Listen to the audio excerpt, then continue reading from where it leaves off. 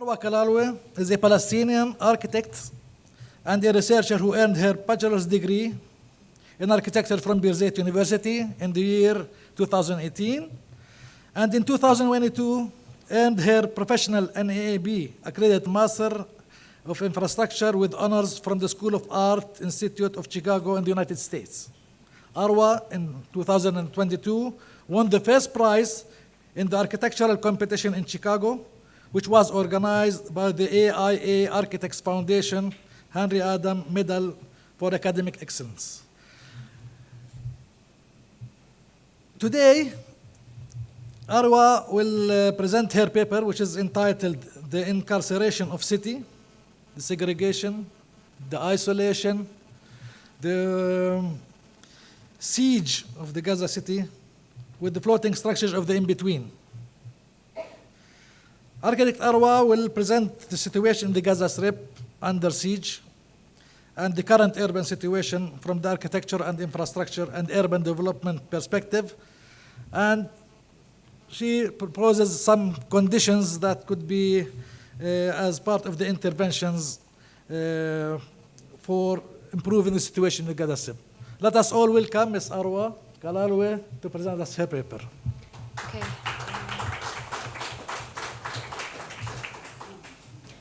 Thank you, Dr. Nael, for this introduction. Thank you, everyone, for being here. My name is Arwa Qalalwa, and I'm an architect and interior designer.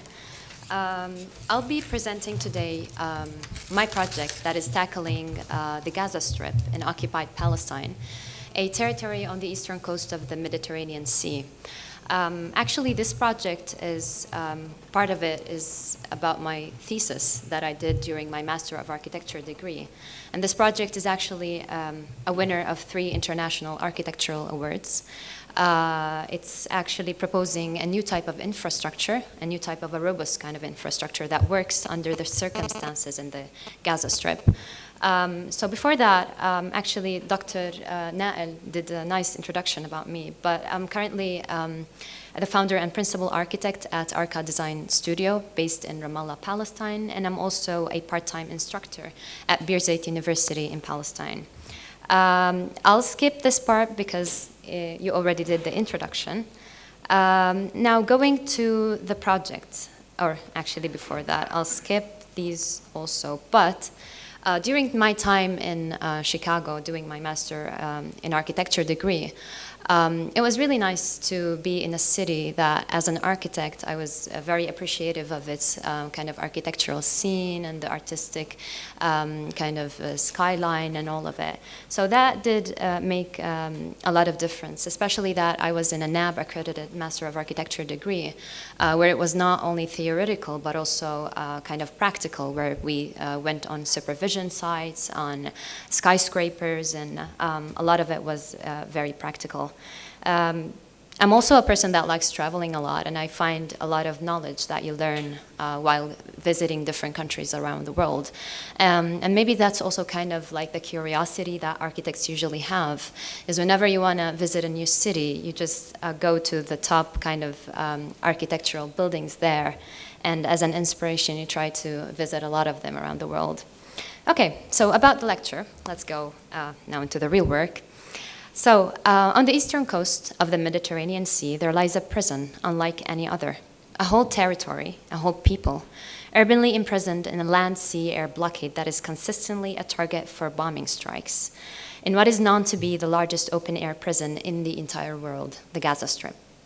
So my project creates a series of sectional conditions of a new type of infrastructure that responds to real-life scenarios in the Gaza Strip, such as the imposed destruction, siege, oppression, and Israeli apartheid. The system operates on multiple terrestrial levels: underground, above ground, and somewhere in the in-between. And that is, to those of you who don't know, like the kind of context that we're talking about and the urban fabric of the Gaza Strip. There's actually a kind of an underground network also in Gaza that Palestinians needed to build because of the continuous incarceration of the city. I'll explain a little bit briefly, I would say, about the context and the historical kind of brief of the Gaza Strip before going into the project, so you understand the reasoning of the project and how this project actually functions. The title of my project is The Incarceration of a City, Floating Structures of the In-Between. Italo Calvino says in his book, The Invisible Cities, "For those who pass it without entering, the city is one thing. It is another for those who are trapped by it and never leave. There is the city where you arrive for the first time, and there is another city which you leave never to return. Each deserves a different name." And so the project dissects the layers of the Israeli colonial oppression in Gaza, considers the temporality of architecture in light of the continuous destruction and blockade of the city, and speculates on new forms of subversive, or let's say enabling kind of architecture. By investigating ways of living, or let's say unliving, for Gazans within the duality of Gaza's above ground and underground, the project evolves into a new type of infrastructure, a new type of a robust kind of infrastructure that exists somewhere in the in-between.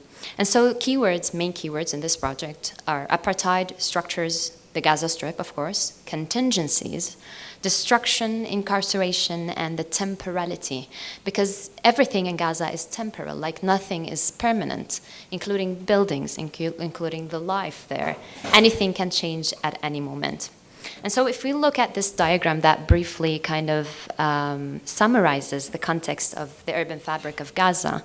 In fact, let me actually turn off the lights, because most of what is coming now is visual. And so, oh, it was not moving.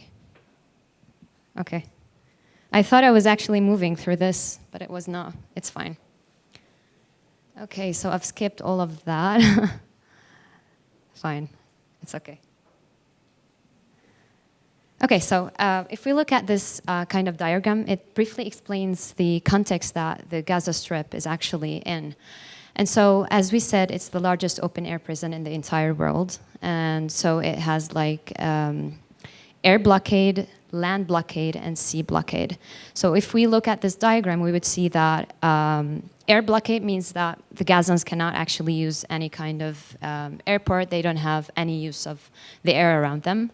Land blockade, all of the Gaza Strip is actually circulated, or let's say encirculated, by the apartheid Israeli wall. And so there's only like one checkpoint that they can actually leave from with a special permit from Gaza Strip. And the Mediterranean Sea, Gazans can actually only sail up to 3 nautical miles into the Mediterranean Sea. So it's actually also part of their kind of prison.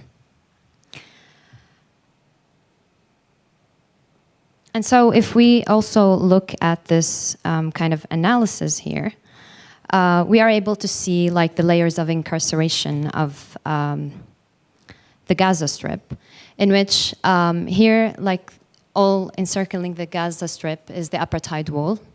And then there's the no-go zone, and that's also encirculating, like as another layer of the apartheid wall. And there's also the high-risk zone.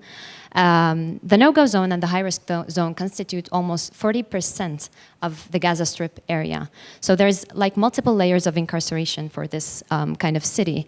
And we're talking about an area that's almost like 141 square miles, and that's almost like 360 square kilometers. A population of 2.1 million people inside this tiny area.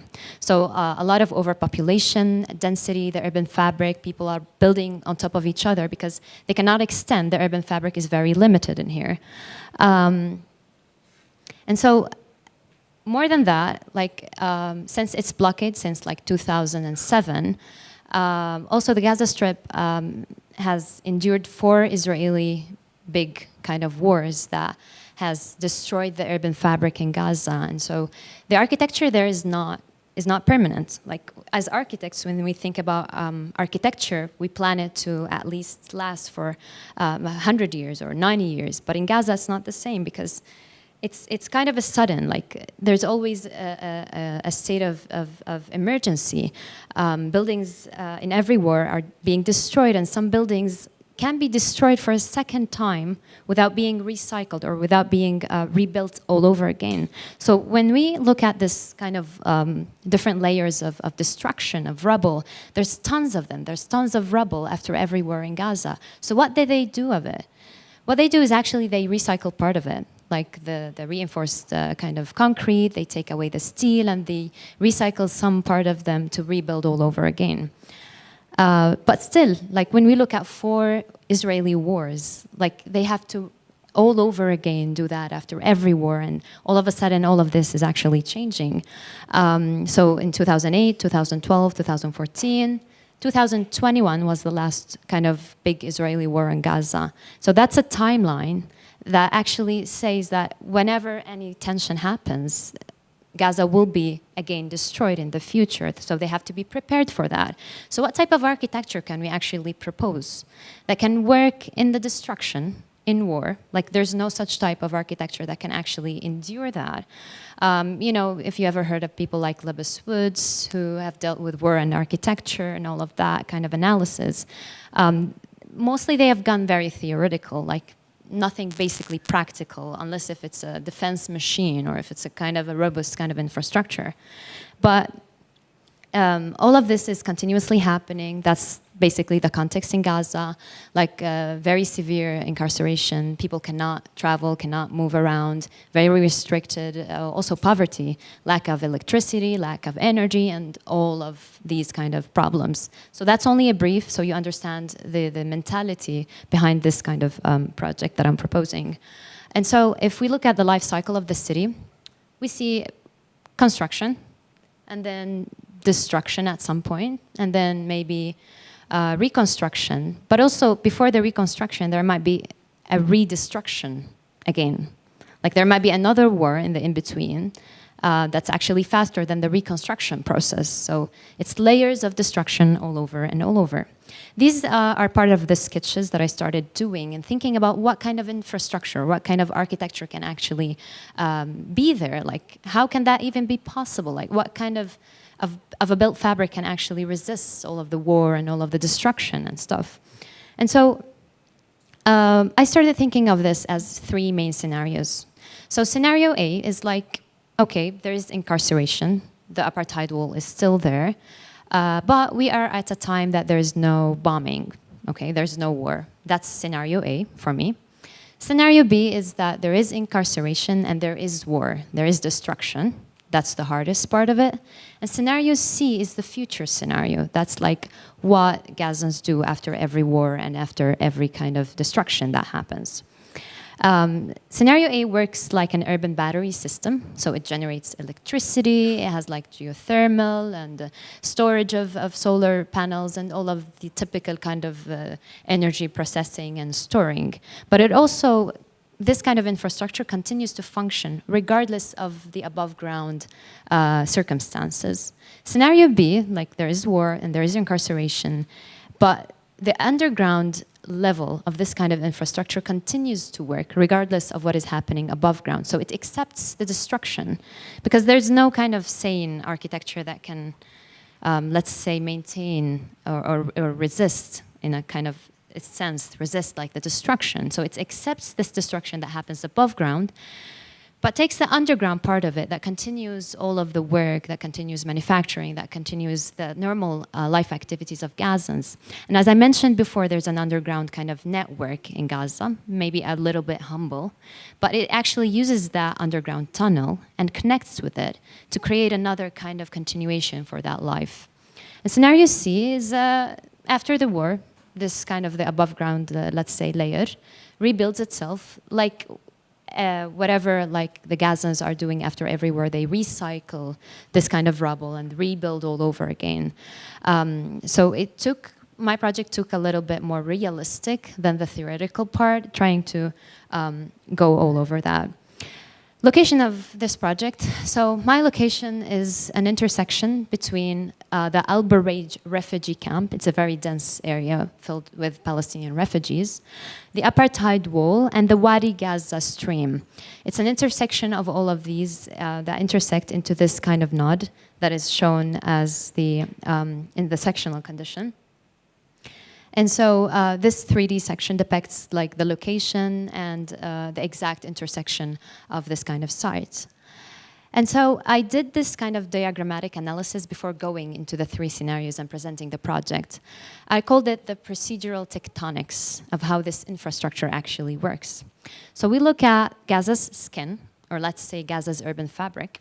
We see Gaza's underground, above ground, and the layer in the in-between. So this kind of new type of infrastructure works within these 3 terrestrial levels. We see the core, that's where the infrastructure actually starts, and where any kind of architectural building starts, they have a core, like a structure that holds all these layers together. And then the idea of this kind of robust infrastructure is that it has the ability to migrate its functions within these 3 different layers of the ground. So it has the ability to migrate the functions from above ground to underground, underground to above ground, and somewhere in the in-between. And then we have like vertical circulation voids that connect the different layers. The excavated soil is also used as part of the construction process as a material to build itself. And then we have the layer in between, sometimes acting as a destruction buffer zone that acts like a mattress to prevent like the further collapse of this kind of core. So it's like layers of defense, but not in the literal meaning of it. And then the city's voids become a new ground for living resistance. The infrastructure metamorphosizes with the city's life cycle and migrates its functions within these different layers. And so after the war, the rubble gets recycled and used in the construction process or in the reconstruction process, much like how Gazans rebuild this city and people recreate the destroyed parts of the infrastructure, and so leaving an open-ended scenario for the infrastructure's future and changing tectonics. So we look at scenario A, scenario B, and scenario C, like memorize these 3 scenarios because there will be visuals coming up in like site conditions that explain how this infrastructure works. And so basically interconnecting above ground, underground, and in between, as I stated before, migrating functions that sometimes can be enabling and then subversive kind of functions. And so if we look at this kind of section, or let's say 3D section in an architectural kind of sense, you would say the multi-terrestrial activities that are happening. Like there's part of the infrastructure is above ground, part of it is underground. And the underground part is larger, or let's say it's bigger, that has all of the networks and all the activities that are working together. So we have agriculture, we have solar energy production, rainwater harvesting, like all the scientific kind of energy producing stuff there. We have geothermal, we also have like energy battery storage. So think of it like a shelter when like the Cold War happened, like underground shelters in a kind of sense, but also like something that can happen at any time. Because you're not prepared for that war. You have nothing to actually protect yourself with. That is why it is actually connected to the underground tunnels, to the underground existing tunnels that that Gazans actually made. And so it also has the aquaponics kind of system where production of food on a large kind of scale happens. And then we have the bio-waste, and from the bio-waste it returns to the agriculture. So the above ground and the underground are working like a machine, let's say, like a one body, but are able to work independently as parts. So if a certain part gets destroyed, other parts, like there's plan B and plan C for that. If the power is caught above ground, power generating electricity continues underground. And so this is scenario A. That is living, unliving, a new language of infrastructure. That is where there is incarceration at all times, but no war or no destruction. And that is how we look at this kind of infrastructure working. It's normally working above ground and underground. Like the underground is not empty like a normal shelter, but it is always continuing to function, because otherwise it will be left over and they will not be prepared for anything that happens underground. And as you can see also the water storage and the electricity, the geothermal, the waste, and also the existing tunnels from here, these are existing tunnels in Gaza. However, I've assumed the location of these tunnels in this location because we can never actually know the true location of the underground tunnels in Gaza. A continuation of scenario A, and then we have scenario B, which is, of course, incarceration at all times, but then war happens, and this infrastructure accepts the destruction, like as a kind of a sense of it, right? Above ground, it is destroyed, but it still continues to function underground. A little bit, let's say, half of a normal life continues underground. Energy, manufacturing, people, learning, agriculture, and all of these kind of activities. And then if we see the timeline for where that has happened in the Gaza Strip, we surely know that in the future there's going to be another war on Gaza. Who knows if it's going to be tough, if it's going to be maybe not that much, but still, within these current circumstances, we know that there's going to be a war. So this kind of infrastructure proposes a way to deal with the current circumstances and to continue the life of Gazans, regardless of what is happening above ground in a kind of sense. And so this is the sectional condition, that the above ground part of it is destroyed, but the underground part of it is continuing to function. And so after the war, like if we look at the future scenario, which is the last scenario, the tectonics of destruction are molded back into life, with rubble recycled into building material, new versions of architecture are created, and resilient forms of life are reborn. The final scenario is an open-ended architectural intervention that is not a finished product, which is constantly written and rewritten by the people, by the Gazans themselves, after, or let's say following each Israeli aggression.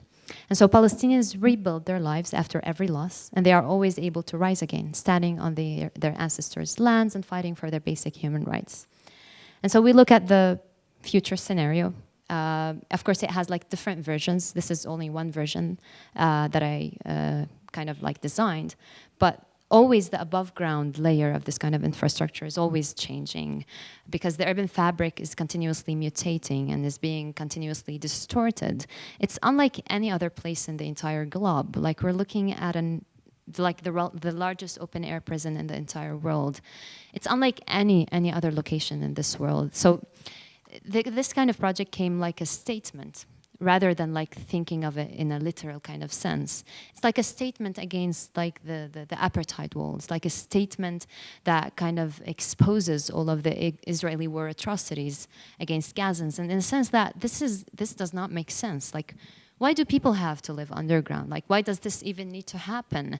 So I kind of thought about it like when I was kind of thinking, okay, what am I gonna do for my thesis, for my Master of Architecture thesis? And rather than going for a normal kind of site anywhere in the world with a typical like museum or whatever kind of building, I decided to actually let the world know about the Gaza Strip, about how Palestinians in Gaza are living specifically, because it's not normal. It's not normal for any person or any child to live that way. If we look at children who are 12 years old in Gaza, can you imagine that they have lived like 4 Israeli wars during their lives? Psychologically, and I say on terms of a lot of stuff, this is not normal. So yeah, that is the project. And I hope you guys kind of like have an idea or a little bit more of a sense of what is happening in Gaza. And all of what I said is real, it is happening, and people are living there. Thank you.